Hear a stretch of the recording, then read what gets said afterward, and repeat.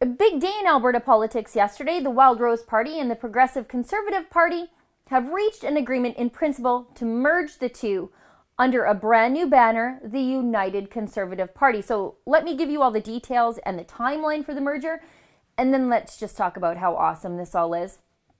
So just 2 months after Jason Kenney won the leadership of the Progressive Conservative Party and all the red Tories over there started self-purging themselves from the ranks, a deal has been reached to bring the two conservative parties in Alberta together. So this deal now, in principle, has to be ratified by both parties by July 22nd. The deal has to be approved by the PC membership by 50% plus one, and the Wildrose respecting their grassroots nature by 75%. And then after that, the race is on. A new leader will be chosen by October 28th by one member, one vote. So while the NDP are taking the summer off and relaxing, the UCP will be writing a platform and running a leadership campaign. The timeline for this whole thing is very aggressive because no one wants to be caught with their pants down if an early election is called by Rachel Notley before this new party is ready to go. Something like what Jim Prentice tried to do in 2015. Although I suspect it will backfire for Notley the way it backfired for Jim Prentice.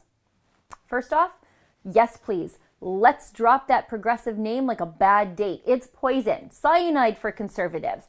And secondly, this is the happiest, most excited I've been about Alberta politics since Alison Redford resigned in shame and scandal. Because my friends, this is the beginning of the end. This merger will mean it's not just 2 more years until we have just a chance to rid ourselves of these low-rent Sandinistas.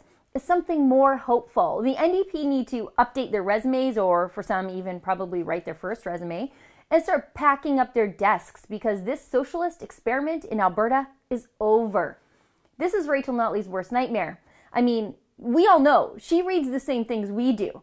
We know she sees the polling. All she ever had to hang her hat on was the hope of a continued vote split in 2019, and that's gone. We know that polling showed that only 7% of Albertans actually voted for NDP policies in 2015, and everyone else who voted NDP voted for the garbage fire of political change at all costs.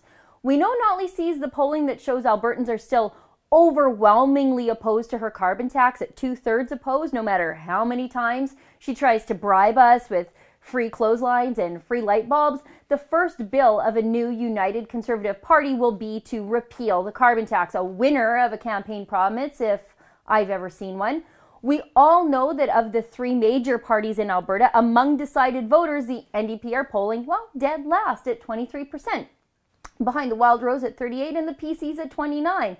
And so, of course, Notley's going to put her fear-mongering into overdrive, saying, and I quote, "Whether it's the Wildrose or the Tories, they clearly agree on things like making massive cuts to services in order to finance tax breaks for people at the top of the 1%, end quote. Cuts to the public service, you say? Why is Rachel Notley threatening me with a good time right now? And then Notley said, and I quote, "So they're a group that are moving increasingly to more and more extreme positions to the point where they may fall right off the map. I guess if they do, they'll have company," end quote. Notley's doing her usual boogeyman routine about right-wing extremists in Alberta while she leaves the province in the control of out-of-province environmental wackos like Sephora Berman who say things like oil corrodes democracy. Really, who are the extremists again?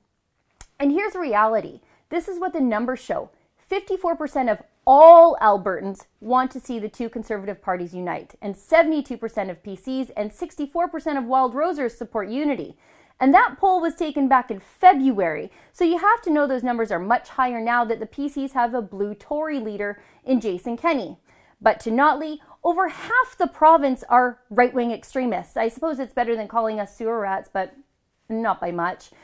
And as the NDP continue to lose, they're going to act crazier and say crazier things. They're going to be more uppity and malign more Albertans every single day. It's what panicked progressives do. So buckle down, friends. Help is on the way, but we still have 2 more years of crazy to get through. For the Rebel.media, I'm Sheila Gunn-Reid. If you want to learn more about Rachel Notley's extremists, get my book, The Destroyers, Rachel Notley and the NDP's War on Alberta. Go to thedestroyers.ca.